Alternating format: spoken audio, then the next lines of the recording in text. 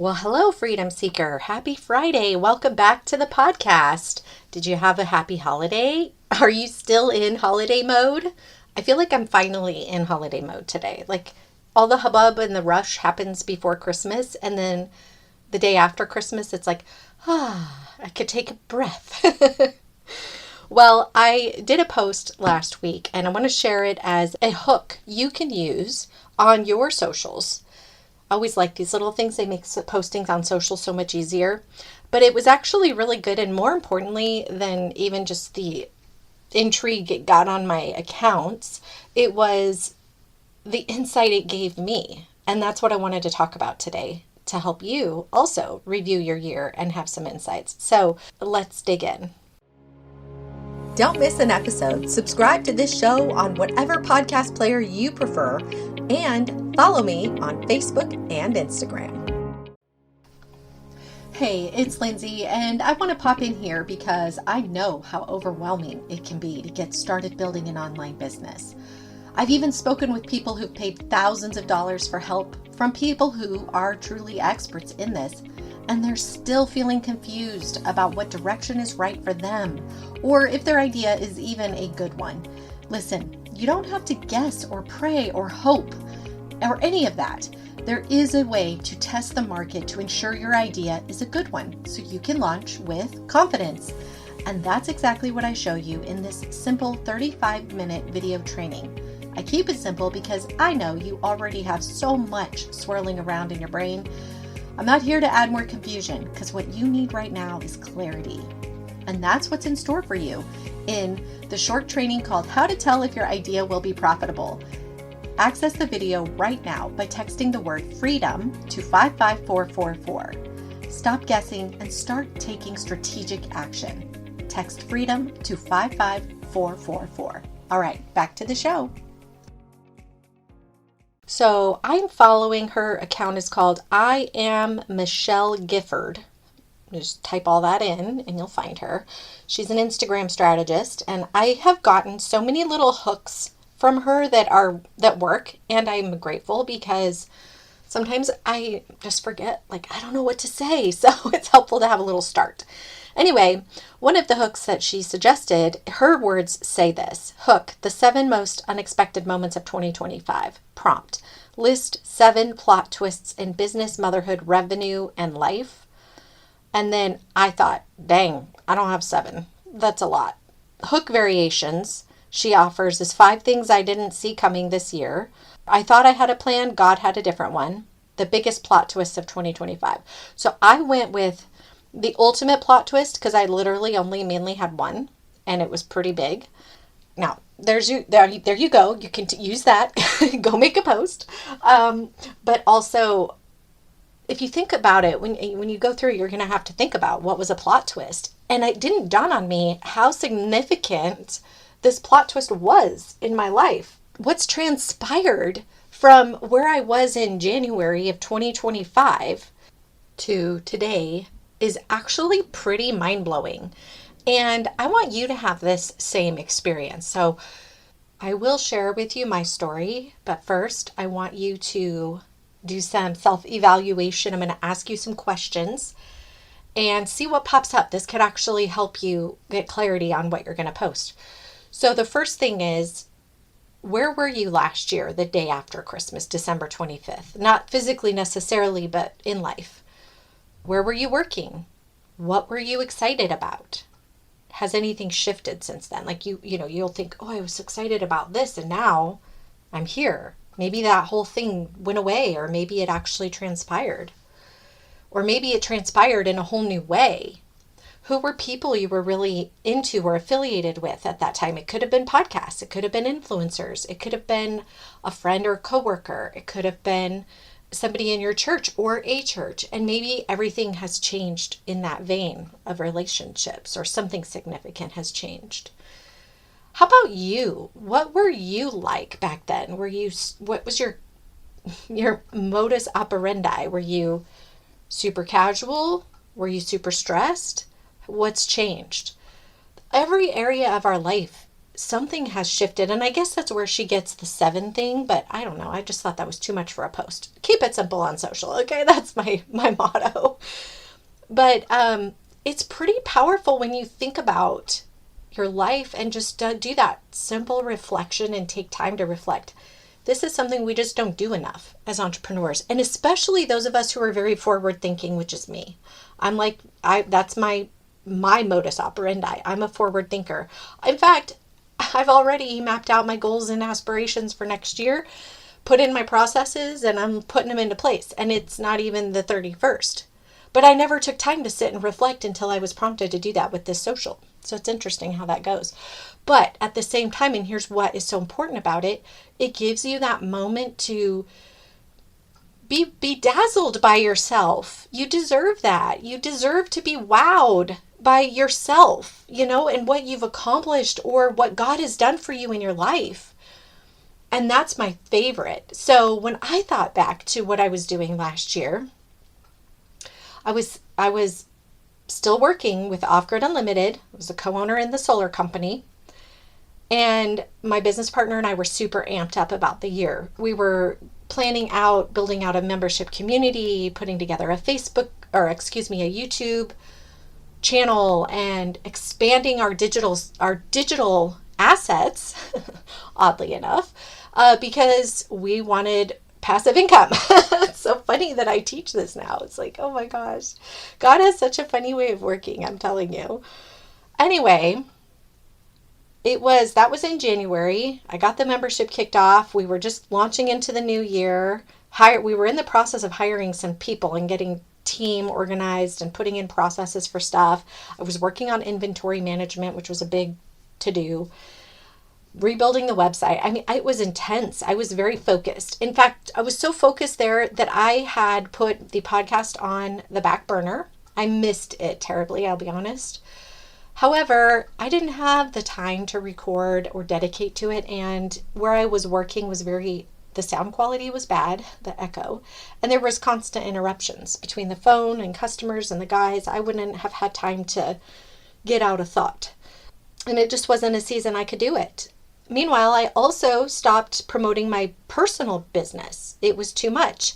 I couldn't do both at the same time. There was just too much going on, and I was so intensely focused on the solar company, it was taking all of my attention.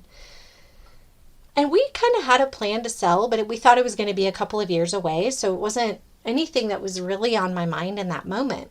But in May, my partner's dad got sicker. He was already on the edge of sickness, but he got to the point where it was pretty clear he'd be passing away. And there was some serious things that would happen if that day came, because Rick would have to go back to West Virginia and help his mom and just be gone. There was no way we could keep going together, and I certainly wasn't going to go climb on a ladder and hang solar panels. So we decided to sell to one of our installers and his wife. And looking back, that felt like a blip in time. It took a few months, but it felt like a blip. By August, I was at fair. We were wrapping up the sale and started a fair. I'm just sitting here. The silence was because I was imagining fair week and thinking, next year I need to take 2 weeks off, because that was so intense. And it's like more intense than Christmas, but fun and worth it. But definitely need to plan for that. Anyway, the point I'm trying to make here is, as soon as fair got done, I was like digging back into my business. This one. I reignited the podcast. I started texting people and telling them what I was doing. I was getting clearer on who I am and what I stand for and what I'm doing here, and my mission and my brand. And oddly enough, I had given up on this. I really thought, let me rephrase that. I hadn't given up on it fully. I had given up on myself, thinking I wasn't enough. Okay? And I'm sharing this with you in full transparency because I know this happens to entrepreneurs along the way, time and time again. And it doesn't matter how good things are or how bad things are. The same thought can come up. And what it was is I thought, why would anybody want to learn from me? Like, what do I have to offer? And then Grok came out, and I was sitting in my recliner, and I thought, I'm going to experiment with Grok. I'm just curious what it can do. And so I logged in, and it gave me a prompt. It said, let me help you develop your personal brand identity. And I was like, all right, this ought to be interesting. So I didn't tell it about the podcast. I didn't tell it about anything I had ever done except for what it asked. It asked about my history, my parents, things I believe, my character, my beliefs. I know I said beliefs twice, but what I mean is like what matters to me in life, those types of things. And it just interviewed me. And then it summarized and said, you should be called the freedom engineer. And I'm telling you, my jaw dropped. I was like, what? That's crazy. So here I was wallowing in this self-doubt, wondering what I would do and how it would all tie together. And then AI is like, this is what you should do. And I'm like, dang, that's what I was doing. So I'm going to get back into it. Just reignited this fire inside of me. I was grateful for that moment.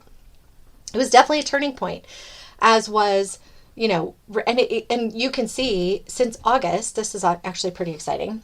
I went from being top 5% podcast, which blew my mind, by the way. I was like, yeah, I haven't posted in a while. Let me go see how my podcast is ranked. It was ranked to top 5% globally. And I thought, dang, that's pretty good considering I don't do anything with it really. And just yesterday I checked, and since August, it's gone up to the top 3%. It's climbed 2 percentage points. That's huge. And I'm super excited about that. And that all came from just that reignition into living myself, being myself, leaning into my brand, leaning into my business. Now, I want to wrap up with this massive mindset shift that has changed. And one thing I've learned, and this is also very helpful, is growth as an entrepreneur is not linear. Think of a tetherball. Imagine you are on the tetherball field and you're standing in one spot and you hit that ball and it goes around, and when it comes back around, it comes to you, right? And you hit it again. Well, self-growth and entrepreneurial growth is very much like that. We have certain beliefs that get challenged again and again and again as we spiral up the pole, okay? And one of those things is, for me, was this idea of going all in on my business. I have said this before. I'm all in on my business, blah, blah, blah.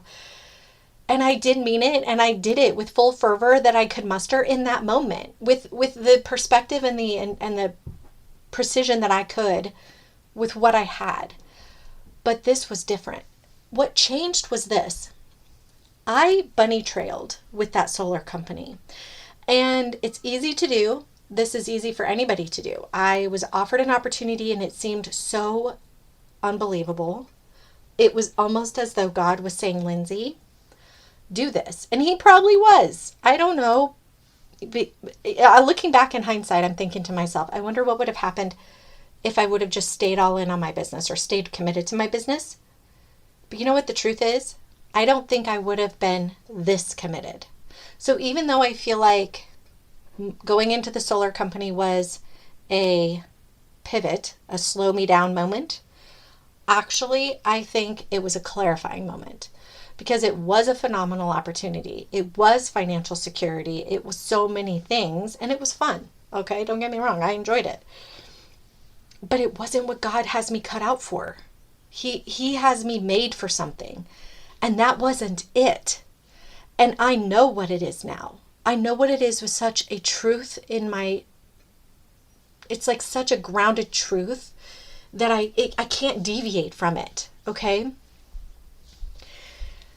When you are to that point with your business, with your passion and your purpose, that it is a non-negotiable. It's just like, now when I say it's a non-negotiable, there's 2 ways of going about that. There's the non-negotiable where you tell it in your head, this is a non-negotiable, I'm doing it.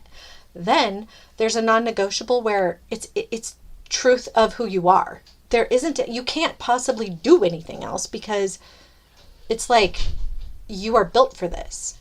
That's where I stand now. I didn't stand there a year ago. A year ago, I was still doing my business, but doing it with, I don't know. Not the same intensity that I'm doing it now. That's the only thing I can tell you. I can't articulate it any other way. The reason I wanted to share it with you, though, is because I want you to see that within yourself. You are made for something. God has a plan for you. And it doesn't matter where you are on the journey, He's leading you there, whether you think He is or not. And that's what I think. That's what I see when I look back at this year. I'm like, holy cow, that sneak, he was up to it the whole time, And it's great and it's good because I am where I am now because of it. Anyway, do your year reflection. Ask yourself, what is your ultimate vision? Where do you stand now that's different than you stood then? Share about it on socials if you want. And then just be present in that space and truth and know that the future is. Now, if something is calling to you the way it's been calling to me, which is recurring revenue and building up passive income through digital assets, then let's connect. I mean it. Just today, I had somebody who was following me on Instagram shoot me a text message. My phone number is on there. And she was like, hey, I want help. I want to build recurring income so I can focus on my ministry. And I'm truly grateful she messaged me. That takes so much courage to do. A lot of times people think that because I'm a podcaster or I don't really know what the word is, but I have a podcast and I have a presence online, okay? That people just think I'm unapproachable. But listen, I'm telling you, I'm a real people. I'm a real human back here, just like you are on that end. And when we come together, so many good things can happen and the energy can just juice up, right? It just juices up. So connect with me. You can text me. My number's 302-271-7575. Or if you're not ready to quite take that full step in, that's okay.